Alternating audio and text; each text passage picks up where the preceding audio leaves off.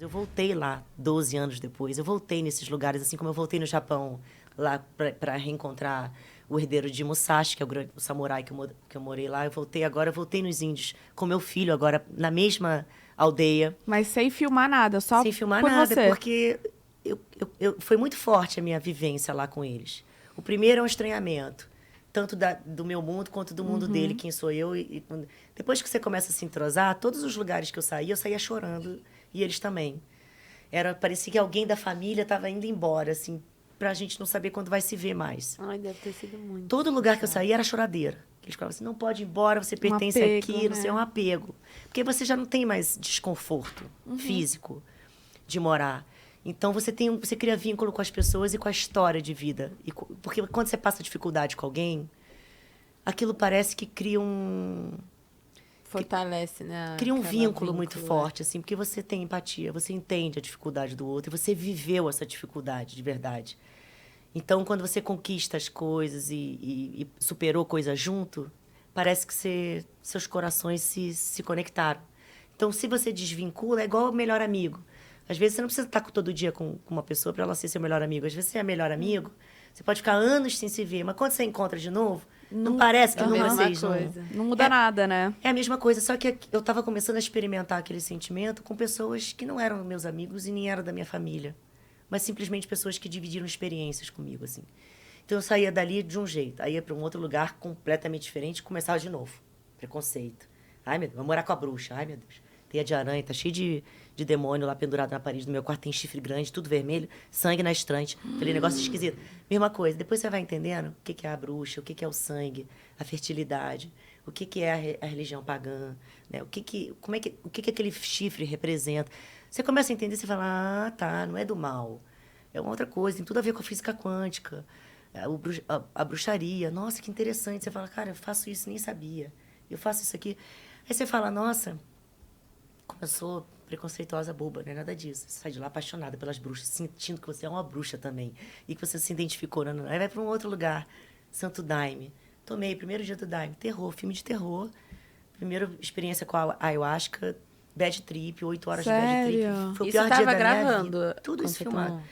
É muito doido, porque o programa, quando vai no ar, na época ele ia no ar muito no estilo jovem. Então eles queriam pegar o momento que eu tava mergulhando no rio pelado, que eu quebrava uma unha, que eu escorregava na lama. Eu já via aquela história como uma coisa muito mais de uma experiência antropológica.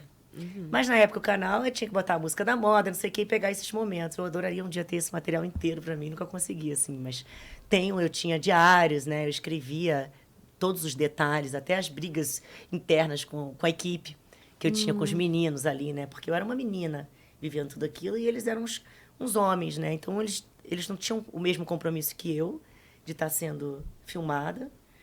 Então eu tinha outras coisas que passavam na minha cabeça naquele momento, assim, outras paranoias, assim, de vivências, tipo a ayahuasca.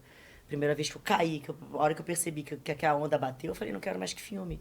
Não quero mais que filme. E ele ficava filmando, eu não quero. Aquilo começava a entrar um bad trip. Essa era a minha curiosidade, se, tipo, se atrapalhou no... Vários momentos. Eu tive Você que me entrou na adequar bad. à minha experiência, a experiência de eu não ter comigo uma pessoa de segurança, Que você que eu confia confio, ali. de eu estar em novos mundos, de eu não ter celular para ligar. Não tinha internet nessa época, não existia esse negócio de ser, vou dar um Google, vou ligar para minha mãe, não tem isso, esquece. Vou pesquisar quem é essa galera. Vamos fazer uma pesquisa antes. Não tem pesquisa, não tem foto, não tem referência, não tem nada. A gente tinha as informações de um produtor local, que ia antes. Só que eu chegava lá, não era nada daquilo que o produtor local falava, nem a viagem demorava o tempo. Às vezes ele falava assim, 8 horas de viagem, demorava 3 dias para chegar. Então, todos os perrengues que eu passava, não era nada daquilo.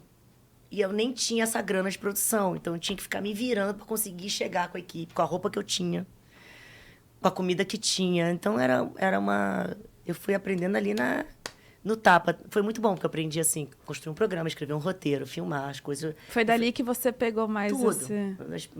O Multishow foi a minha escola de direção, assim, de programa, porque a quantidade de perrengue que eu passei em viagens ali, tanto ainda quando volta também, quando você vê editado. Não era isso. Cadê aquela cena? Vocês não botaram? Você vai aprendendo um monte de coisa, assim. Então, eu tinha várias brigas com as produtoras, não sei o que, acabaram que grande também. Hoje, assim, as produtoras que eu trabalhei na época viraram meus melhores amigos da vida também, que são hoje a minha grande família, assim. Então, também a gratidão que eu tenho pelo Multishow, assim, não tem valor. Porque naquela época era outro tipo de programa, né? Sim. Então, essas vivências, né? O Daime, depois pro Japão, Foi morar a com as primeira vez gueixas. que você foi pro Japão? Primeira vez que eu fui pro Japão. Com o programa? Com o programa. Eu fui lá, na verdade, da primeira vez, fazer uma presença para a Globo Internacional, mas aproveitaram que eu estava lá e já pegaram uma tribo no Japão para fazer. Então, aí eu morei com as geishas, com os meninos do taiko, que é do tambor, e com o herdeiro de Musashi, que foi o grande samurai, assim, da história, que nunca perdeu uma batalha, era o 12º sucessor de Musashi, morei na casa dele, assim. E como é que foi voltar pra esses lugares com seu filho, assim? O que mudou? Como é que tava, Foi muito assim? especial, porque só 12 anos depois que eu percebi o vínculo que eu tinha criado. Porque até então, para mim, foi uma experiência que ficou marcada para mim, no meu coração, na minha alma, na minha experiência de vida. Só que quando eu reencontrei, como foi reencontrar os índios agora, e eu percebi o quanto eu fiquei marcante lá, porque quando eu voltei na aldeia, todo mundo lembrava de mim, lembrava do meu nome, lembrava de tudo que aconteceu, que eu chorei por causa do macaco, não sei o quê. E ele que me achou na internet, porque o tempo passou, ele começou a ter acesso à internet. Um menino novo, que na época tinha 19 anos, o índio, era um dos poucos que falava português. Ele foi a ter acesso à cidade. Quando ele teve acesso à cidade, ele teve acesso à internet. Me achou no Instagram, me mandou um direct message, não sei o que foi, descobriu, achou o câmera, conseguiu, através do câmera, pegar meu telefone. Ele falou, Yahoo, tô Rio de Janeiro. Eu falei, falei, não é possível. Eu fui encontrar com ele até, levei ele num restaurante japonês até. Ele falou, Dani tá fazendo vingança aqui, comeu o macaco, agora quer que eu coma o peixe cru, não sei o quê. Comeu um macaco? Lá ele fez o macaco, eu não comi, porque ele ficou muito sentido, porque eles caçaram o macaco pra mim, na época eu era vegetariana. Vegana, assim, era toda ativista vegana. Eu não sou mais não, mas na época eu era... Essas fases que a gente vai passando. E quando eles mataram o macaco, ele trouxe pra mim o macaco... Morto. Tinha tomado tiro, o macaco morreu no meu colo. Aí eu ficava soluçando, assim, de chorar. Falei, não quero... Macaco, aí comecei a chorar, explicando que parecia a gente, que caiu a lágrima, que o macaco... Que pra mim era gente, que não sei o quê. E aí aquilo na aldeia bateu... muito forte Tipo, para eles. como se tivesse feito uma desfeita. Nossa, fui embora, fizeram macaco de madeira de parede, banco de macaco, tudo que era de macaco que eles estavam me dando de presente. E quando eu fui embora, ele falou, Dani, chorou macaco, doeu aqui. Ele falou, agora você vai pro seu mundo e eu fico no meu. Foi a nossa despedida, assim. Eu fui no barco, assim, ó, morrendo de chorar, e a canoa, né, que a gente foi na canoa, a canoa foi saindo. Era 9 horas de barco até naquela canoinha. Foi quando a gente se despediu, eu não vi mais. Até eu ver agora. Que eu voltei lá, porque ele falou, agora que você vai voltar no Quarupi, porque seu filho vai lutar. Falei, meu Deus, vou botar meu filho pra lutar ainda. Levei, assim, foi uma experiência linda, porque eu reencontrei as crianças que cresceram. Levei todas as fotografias que eu tinha na época, revelei. Fiz uma exposição, levei telão, levei projetor para mostrar para eles o que era cinema, porque nunca tinham visto cinema. Falei, vou mostrar pra vocês o que é filme. Fiz sessão cinema, levei pipoca pra fazer. Que demais, Dani. Aí levei meu filho lutou. Então, esse foi o primeiro impacto, assim, que eu falei, como eu fiquei marcada pra eles. E como eles voltaram depois agora pra minha casa.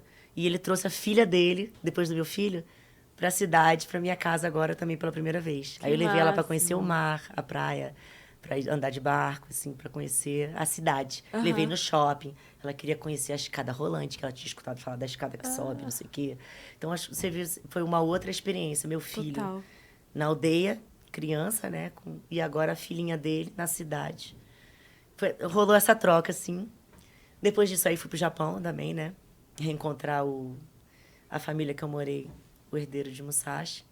E foi outra surpresa, porque, né, 12 anos depois, que eu consegui contactar a família. E eu fui para lá para levar meu pai para passear, porque meu pai é filho de japonês.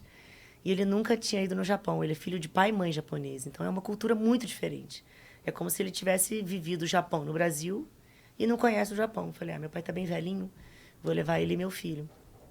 E aí, fui pro Japão e eu falei, eu vou ter que ir lá nas geishas eu não ia conseguir. Mas eu falei, lá no herdeiro de Musashi, no Sansei, eu vou. Eu cheguei lá, ele tinha falecido. Mas a esposa dele, que eu morei na casa, me recebeu vestida de geisha, ajoelhada no chão. Abriu a portinha de uma forma tradicional, fez a cerimônia do chá. E aí, quando eu cheguei lá, que ela mostrou o altarzinho do Sansei com a foto, tava ela e a filha. Nossa, foi as 3, assim, morrendo de chorar e tal, que eu tinha levado um presentinho pra ele, ela botou lá e tal. E aí ela me tratou como uma filha que tinha viajado. E sim, japonês não chora, né? Todo... Assim, quando eu saí de lá, ele já chorou. E aí eu fui de novo, as 3 chorando, morrendo de chorar. E meu pai começou a chorar também, porque vendo assim, nossa, por que vocês estão de novo? Eu falei, nossa, parece minha família. Assim mesmo, foi muito emocionante, assim, que eu falei, cara, como é importante. E como você dá espaço para conhecer a história do outro, te torna o outro a sua família. Uma pessoa que você não tem qualquer referência. Porque não era porque eu tinha uma descendência ou nada disso, porque isso me aconteceu em todos os lugares que eu fui. Então, é simplesmente o fato da gente parar para ouvir um pouquinho a história do outro, se interessar. A gente abre uma conexão muito forte de vínculo, assim. E aí, sua vida começa a fazer outro sentido. Você foi aberta, né? Você foi com o coração aberto, com a mente aberta. Acho que é por isso que deu tanto... Eu acho que até os lugares que eu não cheguei com o coração aberto, mas que eu entendi que eu Lá, só ia entender aquele mundo se eu me abrisse, eu acho que foi a grande chave, assim, que eu virei. Eu acho que foi o grande presente que eu tenho, assim, da minha profissão como apresentadora. Muito, porque não tem, né, salário, não tem programa, não tem valor, não tem nada que vai pagar essa experiência Nossa, sim. divina, né? Que eu acho que foi um presente de Deus ter me colocado ali, assim, para isso. E hoje todo o meu sentido de vida está condicionado a isso.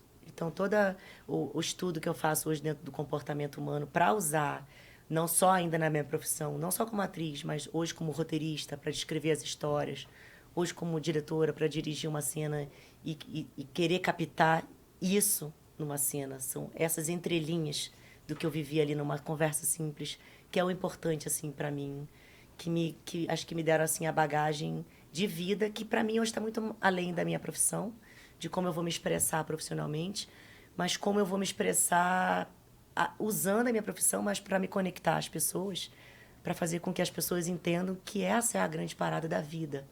Assim, essa é a grande parada que as pessoas falam, assim, quando é que o mundo se torna um? Quando é que eu vou... eu entendi, por exemplo, essa coisa que a gente querendo buscar um caminho espiritual. A gente primeiro tem que cuidar de si, a gente primeiro tem que se amar para amar o outro. É uma grande mentira. Não é verdade isso. Eu tenho que me amar para amar o outro. É claro que você tem que se amar para amar o outro, mas esse exercício é ao mesmo tempo. Ao mesmo tempo que você aprende a se amar, você vai amando o outro.